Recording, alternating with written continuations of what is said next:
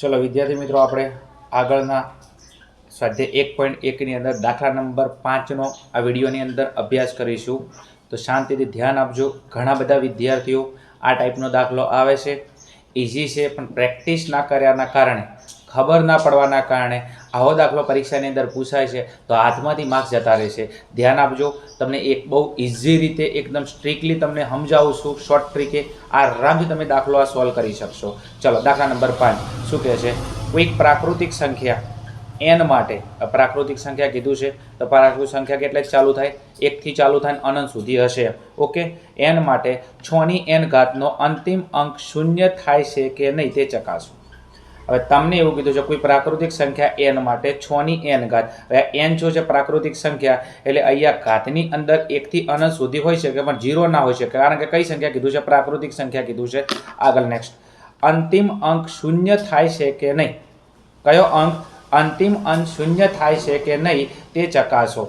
હવે વિદ્યાર્થી મિત્રો, ખાસ તમને થોડું સમજાવી દઉં એમ કે કોઈ પણ સંખ્યાનો અંતિમ અંક શૂન્ય ક્યારે થાય?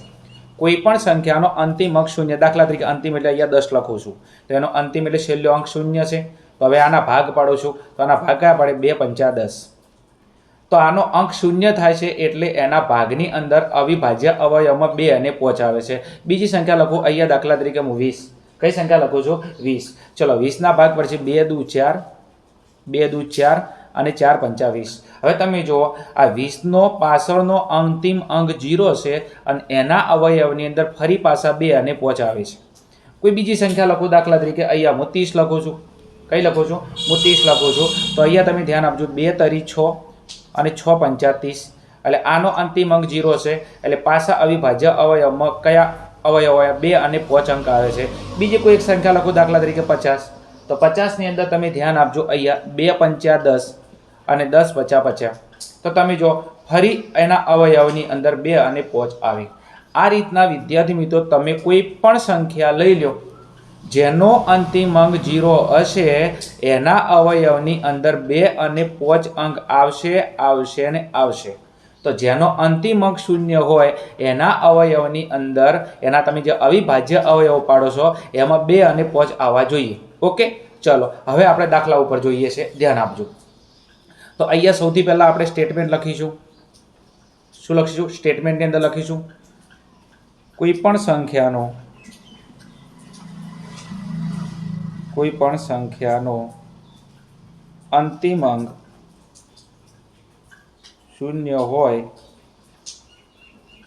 તો તેના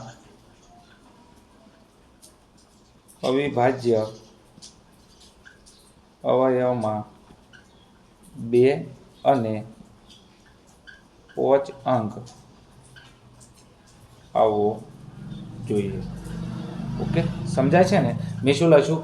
કોઈ પણ સંખ્યાનો અંતિમ અંક શૂન્ય હોય તો તેના અવિભાજ્ય અવયવમાં કયો અંક આવવો જોઈએ? 2 અને 5 આવવો જોઈએ. હવે તમને આપેલી સંખ્યા કઈ છે થોડું તમે ધ્યાન આપજો એમ. હવે અહીંયા તમને કઈ સંખ્યા આપી? 6 ની n ઘાત. તો અહીંયા લખીશું, અહીં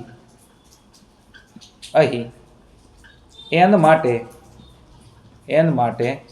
6 ની n ઘાતના અવિભાજ્ય અવયવો.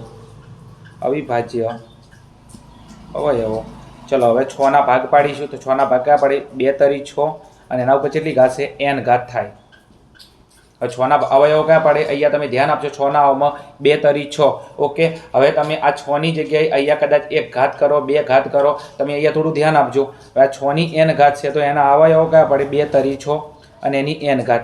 દાખલા તરીકે 6 ની જગ્યાએ તમે 2 ઘાત લઈ લો તો 6 ની 2 ઘાત થાય. તો અહીંયા 2 તરી 6 ના અવયવ અને એની કેટલી ઘાત થાય? 2 ઘાત. ઓકે, આ રીતના તમે એની કેટલી ઘાત લખો? 3 ઘાત લખો એમ. તો અહીંયા 2 તરી 6 અને એની કેટલી ઘાત થાય? 3 ઘાત.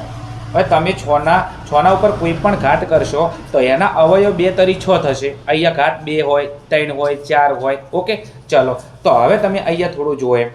તો આ 6 ના તમે અવયવ પાડો છો તો 6 ના અવયવની અંદર 2 અને 3 આવે છે, એટલે કે શું નથી આવતું? 2 આવે છે પણ 5 આવતો નથી.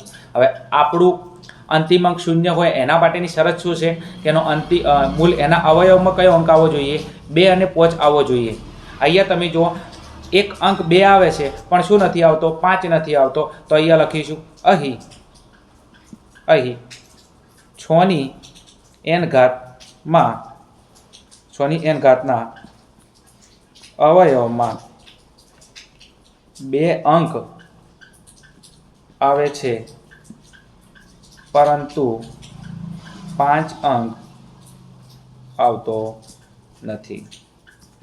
જો 6ની n ઘાતના અવયવમાં 2 અંક આવે છે પરંતુ 5 અંક આવતો નથી. ઓકે, અને આપણી કન્ડિશન શું હતી કે જેનો અંતિમ અંક 0 હશે એમાં 2 અને 5 આવવા જોઈએ. અહીંયા તો માત્ર કયો આવે છે? 2 આવે છે, પણ શું નથી આવતો? 5 અંક આવતો નથી. તો હવે આપણે કન્ડિશન અહીંયા ખોટું એપ્લાય થાય છે કે કોઈક પ્રાકૃતિક સંખ્યા n માટે 6ની n ઘાતનો અંતિમ અંક 0 હોઈ શકે નહીં. ચમ ના હોઈ શકે? કારણ કે જો એનો અંતિમ અંક 0 હોય તો એના અવયવમાં 2 અને 5 આવવા જોઈએ. અહીંયા માત્ર 2 આવે છે પણ શું નથી આવતું? 5 નથી આવતા. તો અહીંયા લખી નાખો હવે. તેથી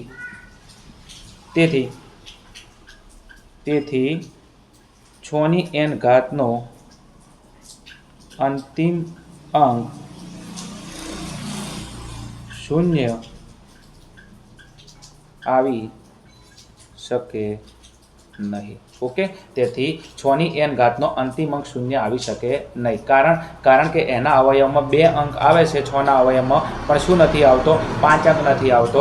જો 2 અને 5 બંને આવતા હોત તો 6ની n ઘાતનો અંતિમ અંક 0 થાય, બાકી થાય નહીં. બીજું થિયરિકલ દાખલો છે. બીજું કે આમાં કોઈ સમ ગણવાનો નથી, તમારે ખાલી આ રીતના વિધાન લખવાના છે, પણ એના માટે થોડી કન્ડિશન તમારે એપ્લાય કરેલી હોવી જોઈએ. થોડો નિયમ ખાલી મગજમાં રાખજો, 100% દાખલો આવડી જશે. 1-2 વાર લખજો, પ્રેક્ટિસ કરો, આવડી જશે. ચલો, આના જેવું એક આપણે સેમ ઉદાહરણ આપેલું છે, એને બી આપણે સોલ્વ કરી દઈએ, જેના કારણે તમને વધુ પ્રેક્ટિસ થાય. ચલો, આપણે સ્વાધ્યાયનો દાખલા નંબર 5 જોયો. એના જેવું સેમ ઉદાહરણ એક છે. ધ્યાન આપજો, 100% આવડી જશે. કારણ કે હવે તમને આના નિયમો ખબર છે. ગણિત નિયમોથી બનેલું છે, એટલા માટે એના નિયમ તમને આવડતા હોવા જોઈએ. જો નિયમ મગજમાં ફિટ થઈ ગયો તો 100% દાખલો આવડી જશે. ચલો, ફટાફટ આવતારો. કોઈ ધન પૂર્ણાંક n માટે 4ની n ઘાતનો છેલ્લો અંક 0 થાય છે કે નહીં તે ચકાસો. હવે આગળના દાખલામાં આપણે 6ની n ઘાત કીધી હતી, તો 6ના અવયવ 2 તરી 6 પાડ્યા હતા. હવે અહીંયા 4ની n ઘાત કીધી છે, તો સૌથી પહેલાં છેલ્લો અંક 0 ક્યારે થાય એ આપણે કન્ડિશન ખબર હોવી જોઈએ.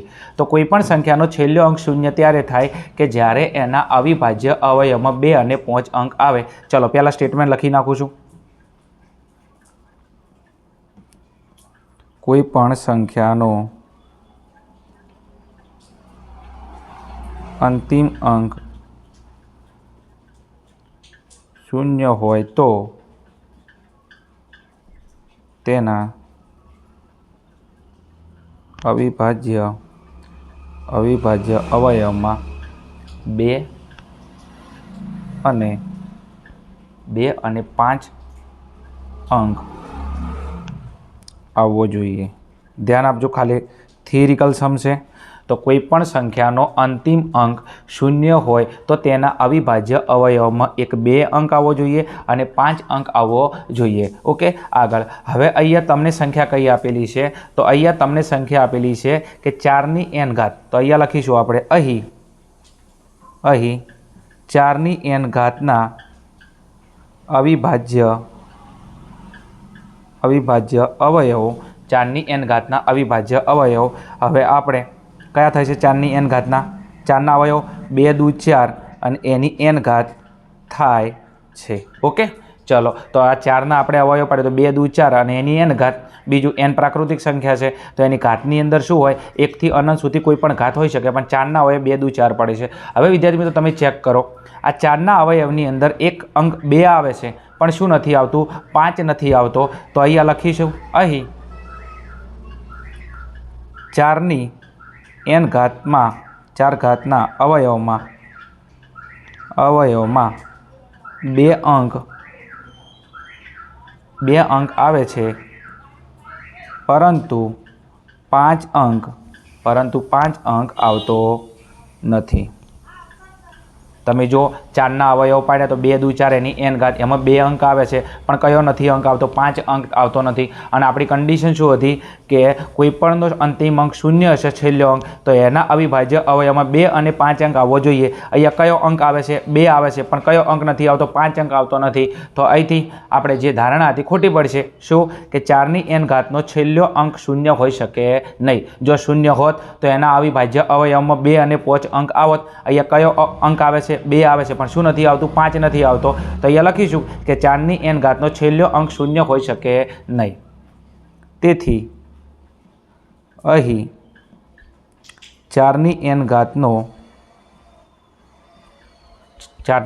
નો છેલ્લો અંક 0 હોઈ શકે નહીં. ચલો વિદ્યાર્થી મિત્રો, અહીંયા આપણો સમ પૂરો થાય છે. બીજું, બંને સમ પરીક્ષા માટે ઇમ્પોર્ટન્ટ છે. MCQની અંદર બી ગમે એ રીતના તમને આ સમ ફેરવીને પૂછી શકે છે. સ્ક્રીનશોટ લેવો તમે લઈ શકો છો. ચલો વિદ્યાર્થી મિત્રો, હવે આપણે સ્વાધ્યાય 1.1ની અંદર આગળ પ્રશ્ન આપણો જે 2 સમ બાકી છે એને આપણે ફટાફટ સોલ્વ કરી દઈએ. બીજું, તમને સમજાતું હોય તો કોમેન્ટની અંદર કહેજો. ચેનલ પર ન હોય તો ચેનલને અવશ્ય સબસ્ક્રાઈબ કરી દો, વિડીયોને લાઇક કરી દો, તમારા જે મિત્રો છે એમના સુધી અવશ્ય ચેનલને શેર કરજો.